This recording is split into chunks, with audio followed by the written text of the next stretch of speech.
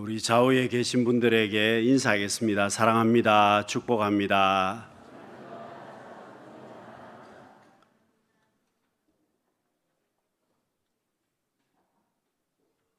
하나님께서 세상을 창조하시고 모든 것을 다 준비를 해 놓으셨습니다. 그리고 마지막으로 사람을 만드시고 그 사람들에게 하나님께서 복을 주셨습니다. 여러분, 하나님께서 아담에게 주신 말씀은 생육하고 번성하라는 말씀입니다. 땅에 충만하고 땅을 다스리고 정복하라고 말씀하셨습니다. 여러분, 하나님께서 우리 인생들에게 주신 말씀은 흑자 인생을 살라는 겁니다. 풍성한 삶을 살라는 것입니다. 우리의 매일매일의 삶이 하나님의 복을 누리는 삶을 살라고 하나님께서는 우리에게 복을 주셨습니다. 그런데 여러분, 우리의 현재의 삶은 어떻습니까? 나의 지금의 삶은 어떻습니까? 지금 내 인생이, 나의 삶이 부족한 삶이라면, 지금 나의 삶이 적자 인생이라면, 지금 내가 하나님 앞에 빈 그릇으로 내가 살고 있다면 왜 이렇게 되었습니까? 여러분, 내가 준비해야 될 복의 그릇을 내가 준비하지 못했습니다. 여러분, 사람들은 말합니다. 너가 열심히 해서 너는 할 수 있다. 너가 무엇이든지 간절하게 너가 원하면 할 수 있다고 이야기합니다. 세상 사람들은 너가 열심히 하고 간절히 원하면 된다고 이야기를 합니다. 그러나 우리의 한계가 분명히 존재합니다. 여러분, 하상욱 시인은 이렇게 말했습니다. 오늘날 사람들은 코끼리를 향해서 코끼리 너 코만 사용하지 말고 너가 점프를 하고 점프를 해서 높은 나무 위에 있는 열매를 먹을 수 있다. 너도 코만 사용하지 말고 점프를 해서 높은 나무 위에 있는 열매를 따먹을 수 있다. 그렇게 사람들은 응원한다는 겁니다. 그런데 여러분, 그들의 응원은 코끼리에게는 오히려 좌절만 가져다 줄 뿐입니다. 여러분, 뛸 수 없는 코끼리에게 너도 뛰어서 높은 나무 위에 있는 열매를 따먹으라고 응원한다면 여러분, 코끼리의 입장에서는 오히려 좌절만 가득 찰 뿐입니다. 여러분, 우리도 마찬가지입니다. 여러분, 오늘 우리도 그렇습니다. 무엇이든지 내가 할 수 있다고 생각한다면 여러분, 그것은 결국 좌절만 가져오게 될 것입니다. 여러분, 지금 내게 필요한 것은 나의 한계를 아는 겁니다. 여기까지가 내가 할 수 있습니다. 여러분, 코끼리도 그렇습니다. 코끼리가 뛰지 못한다고 해서, 점프하지 못한다고 해서 여러분, 코끼리의 삶이 바보가 되는 것은 아닙니다. 코끼리가 오히려 코를 더 잘 사용함으로 인해서 그 코끼리는 자기의 삶을 더 복되게 살 수 있습니다. 여러분, 오늘 우리도 마찬가지입니다. 우리 역시도 한계를 다 가지고 있습니다. 여러분, 물고기는 물 속에서 살아야 됩니다. 새는 하늘을 날 수 있습니다. 여러분, 우리 인생도 하나님께서 복을 주셨지만 한계를 다 가지고 있습니다. 그런데 여러분, 우리는 그래도 복을 받은 사람들입니다. 왜 그렇습니까? 하나님께서 우리와 함께 하시기 때문입니다. 여러분, 코끼리가 점프하는 것보다는 코를 사용해서 잘 살아가는 것처럼 여러분, 우리 인생의 행복은 나는 한계가 있지만 주님께서 우리와 함께 하신다는 겁니다. 하나님께서 나와 동행하시기 때문에 우리는 복이 있습니다. 그렇지만 여러분, 우리가 복의 그릇을 준비하는 것은 내가 준비한 그릇대로 하나님께서 내게 복을 주시기 때문에 우리는 복의 그릇을 준비해야만 합니다. 여러분, 엘리사 시대에 남편이 빚을 많이 남겨놓고 남편이 먼저 죽게 된 가정이 있었습니다. 이 여인이 돈을 빌려준 사람이 그 돈 대신에 두 아들을 종으로 데려가겠다고 합니다. 여러분, 다급했던 여인은 엘리사에게 찾아왔습니다. 여러분, 엘리사가 이 여인에게 준 하나님의 말씀은 자기 집에 기름 한 병밖에 없다고 고백을 했습니다.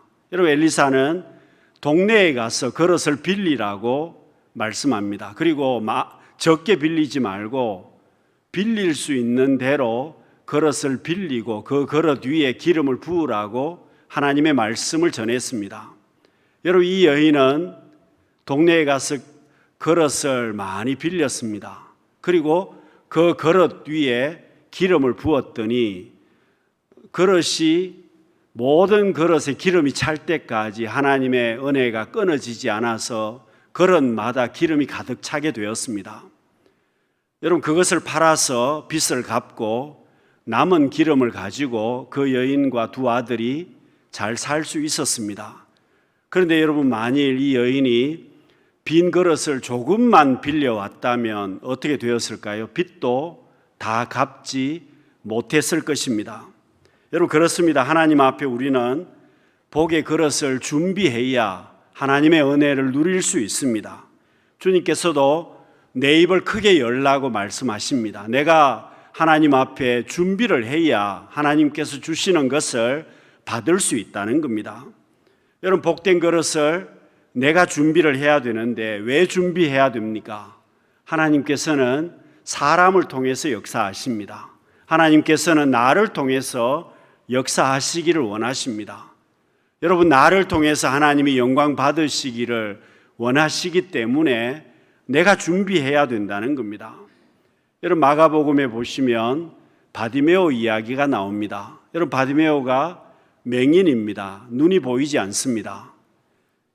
여러분, 눈이 보이지 않으니 먹고 살 수가 없어서 동냥을 해서 구걸을 해서 겨우 비참한 삶을 유지하고 있습니다. 그런데 여러분, 바디메오에게 복된 소식이 들렸습니다. 예수님께서 자기가 구걸하고 있는 이 길 앞으로 지나가신다는 소식이었습니다. 여러분, 바디메오가 어떻게 합니까? 그때부터 주님이 저 멀리서 오신다는 그런 소식을 듣고 그때부터 바디메오가 주님을 부르기 시작했습니다. 다윗의 자손 예수여, 나를 불쌍히 여기소서. 여러분, 바디메오가 계속해서 예수님을 부릅니다. 비록 눈은 보이지 않지만 목소리는 낼 수 있었기 때문에 계속해서 예수님을 불렀습니다. 주변에 있던 사람들이 너무 시끄러워서 바디메오에게 뭐라고 합니다. 우리는 지금 눈을 뜨고도 예수님을 만나지 못하는데 너는 지금 맹인이고 거지인 주제에 어떻게 예수님을 만나려고 하느냐, 조용하게 잠잠하게 있으라고 사람들이 바디메오를 나무랍니다. 여러분, 그래도 바디메오가 자기의 목소리를 굽히지 않습니다. 계속해서 예수님을 부릅니다. 여러분, 예수님께서 길을 가시다가 바디메오의 소리를 듣고 멈추시게 되고 바디메오를 고쳐주십니다. 여러분, 바디메오는 자신이 할 수 있는 일을 통해서 하나님의 은혜를 누렸습니다. 자신이 할 수 있는 일을 통해서 복의 그릇을 채우게 되었습니다. 여러분, 우리가 왜 원망하고 불평하는 것입니까? 여러분, 내가 원망하고 불평하는 것은 내가 할 수 없는 일에 자꾸만 집중하고 그것을 소원하기 때문에 그렇습니다. 내가 할 수 없는 일을 하려고 하고 내가 할 수 없는 일을 소원하니까 결국은 원망하게 되고 불평한다는 겁니다. 여러분, 내가 해야 할 일이 무엇이겠습니까? 내가 지금 할 수 있는 일을 통해서 하나님 앞에 영광을 돌리면 되는 것입니다. 여러분, 다윗은 목동이었습니다. 목동인데 목동은 한 가지를 분명히 해야만 합니다. 양들을 잘 보호해야만 했습니다. 꼴을 먹이고 잘 보호하는 역할을 해야 되었기 때문에 여러분, 다윗은 어려서부터 물맷돌을 던지는 연습을 했습니다. 왜 연습했겠습니까? 양을 잡아가려는 짐승들이 오면 물맷돌을 던져서 양을 보호해야 되었기 때문에 물맷돌 던지는 연습을 많이 했습니다. 여러분, 그 고대 시대에는 전쟁이 일어났을 때에 물맷돌을 던지는 부대가 있을 정도로 물맷돌을 던져서 또 전쟁을 하기도 했습니다. 여러분, 다윗은 어려서부터 물맷돌 던지는 연습을 했고 그런 연습을 했기 때문에 나중에 골리앗 앞에 나아갔을 때에 여러분 다윗이 골리앗을 어떻게 이겼습니까? 칼이나 활이나 창을 통해서 골리앗을 이긴 것이 아니라 자기가 할 수 있는 물맷돌을 던져서, 물론 하나님께서 승리케 해주셨지만 그 물맷돌을 던져서 골리앗을 이기게 됩니다. 사랑하는 성도 여러분, 우리는 가진 것이 없다고 불평할 때가 정말 많습니다. 그러나 여러분, 왜 가진 것이 없다고, 내가 할 수 있는 일이 없다고 불평하는 것입니까? 많은 경우에 비교하기 때문에 그렇습니다. 여러분, 비교를 해도 자기보다 많이 가지고 있는 사람들과 비교해서 나는 가진 것이 없다고 불평합니다. 여러분, 그렇습니다. 하나님께서는 복의 열매를 내가 채우기를 원하시는데 내가 지금 내가 할 수 있는 일을 먼저 하기를 원하십니다. 여러분, 어떻게 해야 되겠습니까? 그 복의 열매를 채우기 위해서는 나의 심령을 바꾸어야만 합니다. 여러분, 묵은 땅을 기경해야 된다는 것입니다. 오늘 본문 12절 말씀을 보시면은요, 너희 묵은 땅을 기경하라. 지금이 곧 여호와를 찾을 때니. 하나님께서 호세아 시대에 이스라엘 백성들에게 주시는 말씀은 너희 묵은 땅을 기경하라고 말씀하십니다. 하나님께서 오늘 우리에게, 오늘 나에게 주시는 말씀은 너의 묵은 땅을 기경하라고 말씀하십니다. 내 생각을 바꾸라고 말씀하십니다.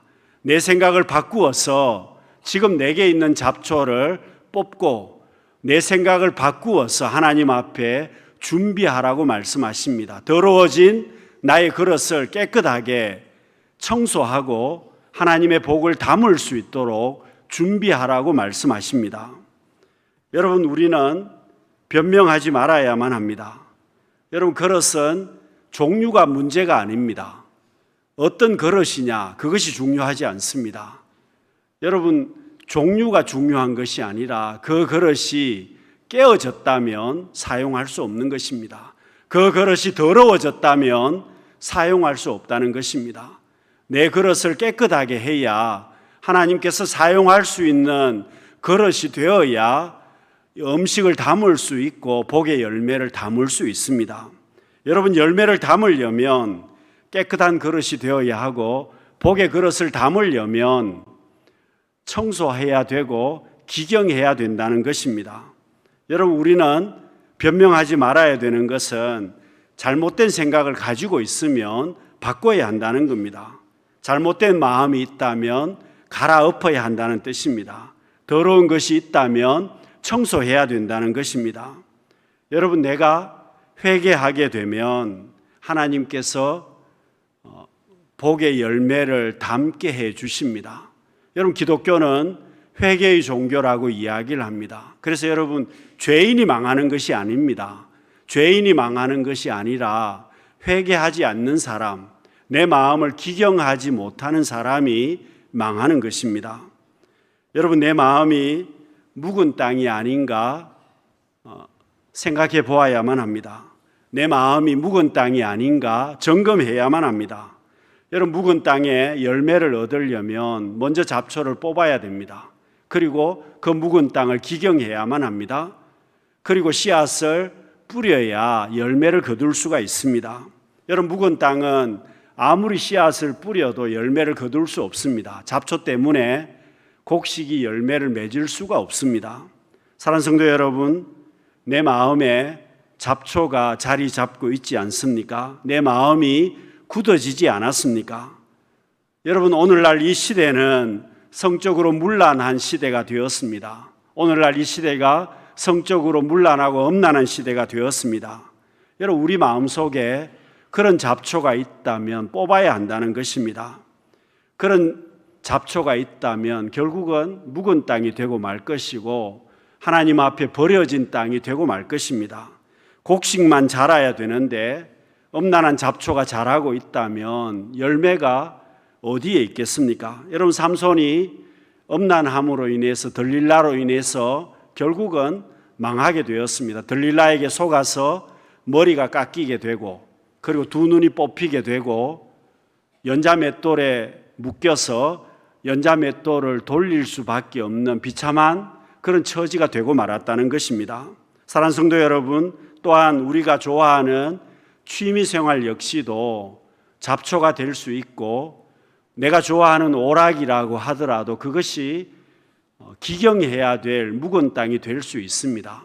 여러분, 취미생활이 나쁜 것은 아닙니다. 오락이 나쁜 것은 아니지만, 여러분, 내 삶이 오락에만 집중하고 있으면, 나의 삶이 취미생활에만 집중하고 있으면 결국은 묵은 땅이 되고 말 것입니다. 여러분, 우리의 생명을 위해서 물이 꼭 필요합니다.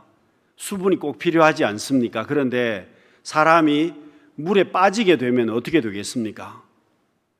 물이 중요하지만 여러분, 그 물에 빠지게 되면 문제가 되는 것입니다. 여러분, 약은 병을 고치기 위해서 꼭 필요한 것입니다. 그런데 여러분, 계속해서 그 약을 먹으면 중독이 되지 않습니까? 또한 쓸데없는 염려와 걱정과 근심의 잡초도 있습니다. 여러분, 내가 지금 염려하고 걱정하는 것, 많은 경우에 쓸데없는 염려와 잡초와 같은 것들이라는 겁니다. 통계가 나와 있습니다. 80% 이상이 전혀 쓸데없는 걱정을 하고 있는 분들이라는 겁니다. 내가 걱정하고 염려하는 것의 80% 이상은 전혀 하지 않아도 될 염려라는 겁니다. 사랑하는 성도 여러분, 복된 그릇을 우리가 준비하려면 내 마음을 기경해야만 합니다. 잡초를 뽑아야만 합니다. 내 마음밭을 갈아엎어서 새로운 마음으로 시작해야만 합니다. 여러분, 복된 그릇을 준비하려면 내가 하나님 앞에 믿음을 붙잡아야만 합니다. 여러분, 갈렙은 하나님 앞에 오래전에 말씀을 들었습니다. 그 말씀을 들었고 이제 갈렙의 나이가 85세가 되었을 때 여호수아에게 요청을 했습니다. 하나님께서 내게 주시려고 했던 땅, 그 헤브론을 달라고 요청했습니다. 여러분, 지금 또 헤브론은 비어있는 땅이 아닙니다. 아낙 자손들이 그 땅에 버티고 있습니다. 여러분, 갈렙은 믿음으로 요청했습니다. 그리고 믿음으로 행동했습니다. 그 아낙 자손들을 다 몰아내고 그 헤브론 땅을 갈렙의 땅으로 하나님 앞에 받게 됩니다. 복된 그릇을 준비하려면 우리는 믿음으로 시작해야만 합니다. 여러분, 야베스라는 사람은 하나님 앞에 믿음으로 기도했습니다. 역대상 4장 10절 말씀을 우리 같이 한번 읽어보겠습니다. 야베스가 이스라엘 하나님께 아뢰어 이르되 주께서 내게 복을 주시려거든 나의 지역을 넓히시고 주의 손으로 나를 도우사 나로 환난을 벗어나 내게 근심이 없게 하옵소서 하였더니 하나님이 그가 구하는 것을 허락하셨더라. 사랑하는 성도 여러분, 오늘 우리는 하나님 앞에 많은 것을 받아서 복을 누리고 살아가고 있습니다. 여러분, 이것으로 그만두시겠습니까? 내가 그럭저럭 살고 있으니까 이것으로 만족하시겠습니까?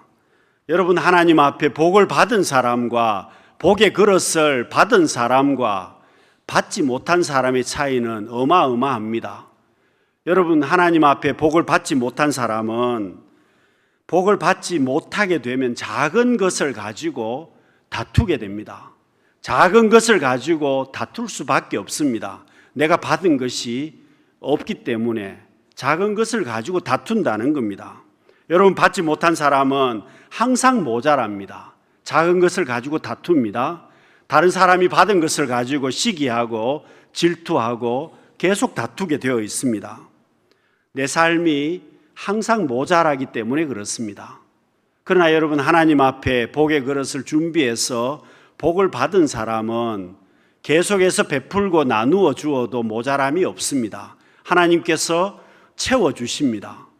여러분, 오병이어의 기적처럼 물고기 2마리와 보리떡 5개로 5,000명이 먹고 12광주리가 남았습니다. 부스러기만 모았는데 12광주리가 남는 삶을 산다는 겁니다. 사랑하는 성도 여러분, 지금의 나의 모습이 어떻습니까? 내 모습 이대로 만족하시겠습니까? 주님께서는 내 믿음대로 되라고 말씀하십니다. 내가 복의 그릇을 준비해야 담아주신다는 겁니다. 여러분 어떻게 해야 되겠습니까? 작은 일부터 시작해야만 합니다.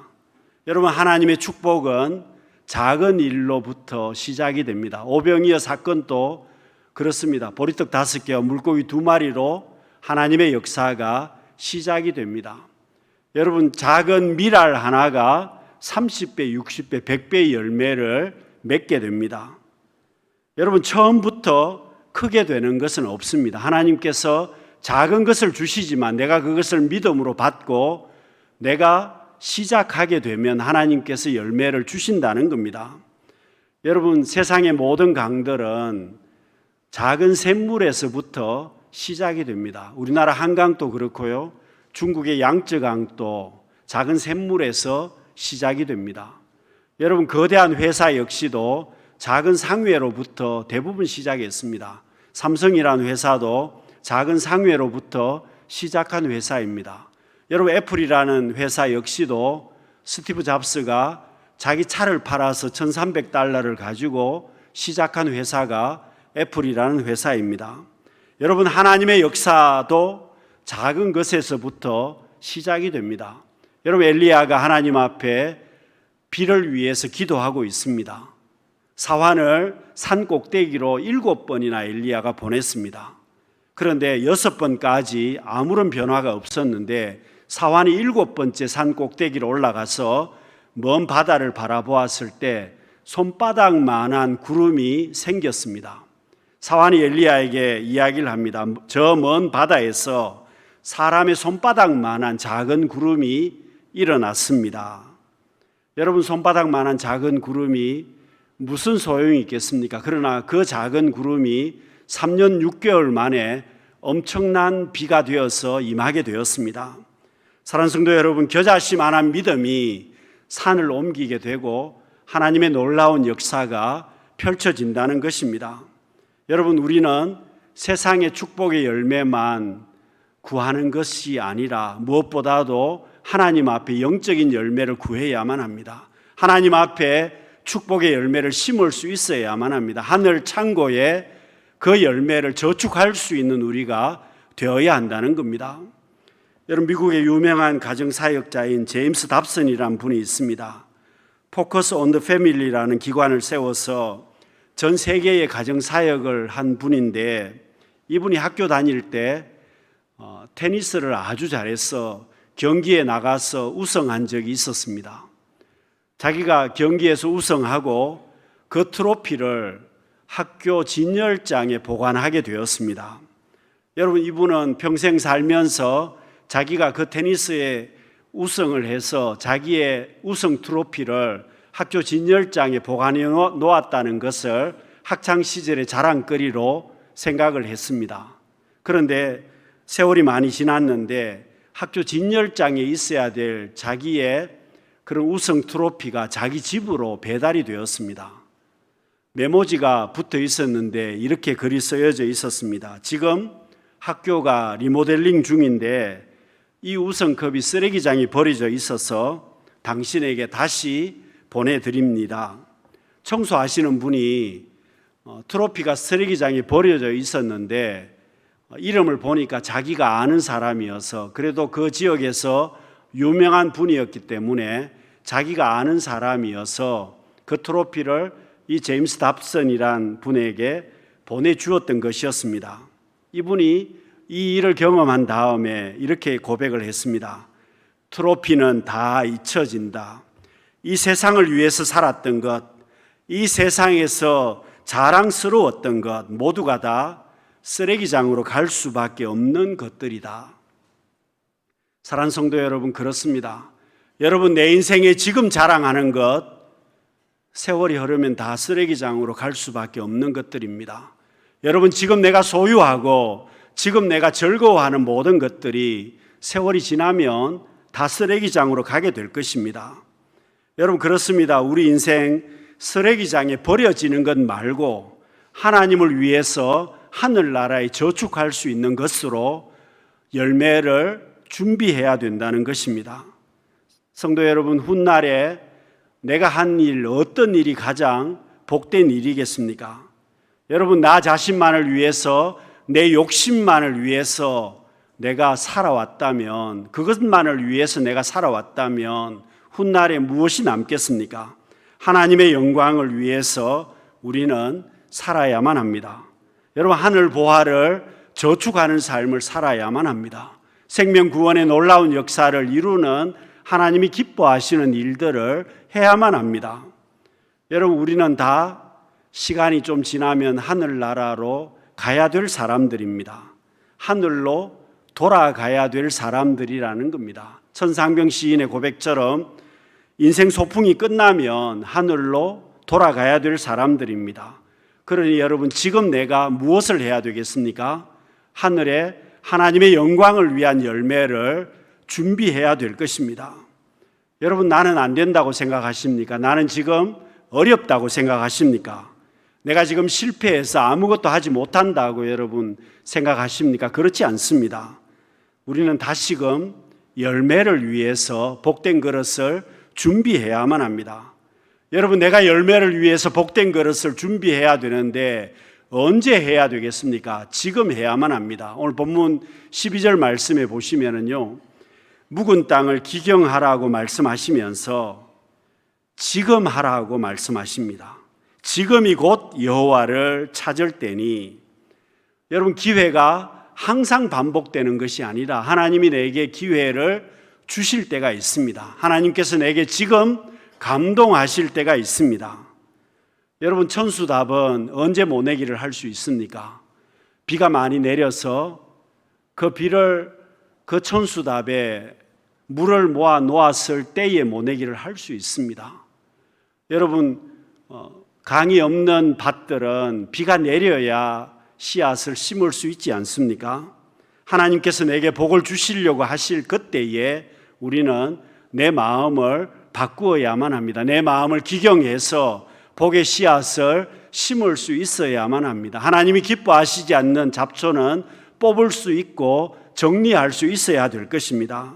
사랑하는 성도 여러분, 미루게 되면 그 기회가 지나가 버릴 것입니다. 열매를 위해서 땅을 기경하고 그릇을 준비하게 되면 하나님께서 복의 열매를 주십니다. 여러분, 엘리야가 하나님 앞에 기도했을 때에 그 손바닥만한 작은 구름이 엄청난 비가 되어서 땅에 내리게 되었습니다. 내가 하나님 앞에 내 마음을 기경하고 열매를 위해서 준비하면 그 비가 내리듯이 하나님께서 축복의 열매를 채워주실 것입니다. 사랑하는 성도 여러분, 내 삶에 복의 그릇을 잘 준비해서 육적으로 영적으로 하나님 앞에 복의 열매를 풍성하게 누릴 수 있는 우리 성도님들이 다 되시기를 바랍니다. 기도하겠습니다.